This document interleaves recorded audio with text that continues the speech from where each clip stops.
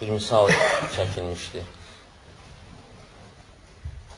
Deyir ki, bir qul ağasına başa salmaq istəyir bu məsələni, bu mövzunu. Ağa qula deyir ki, sahə göstərir. Bu yerdə buğda əkinin. Və qul da ağıllı olur, ora buğda yox, arpa əkir. Və biçim vaxtı çatanda ağa gəlir, görür ki, orada buğda yox, arpa bitib. Və qulunu çağırır. Mən sənə deməmişdim burada buğda əkinin. Deyir ki, ey ağa, mən arpa əkdim, amma ümid elədim ki, içərisindən buğda çıxar.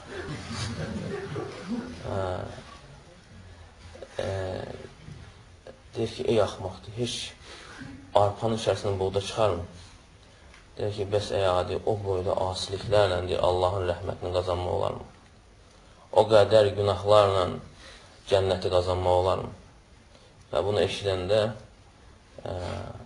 ağa artıq dərk edir, məsələ nə yerdədir.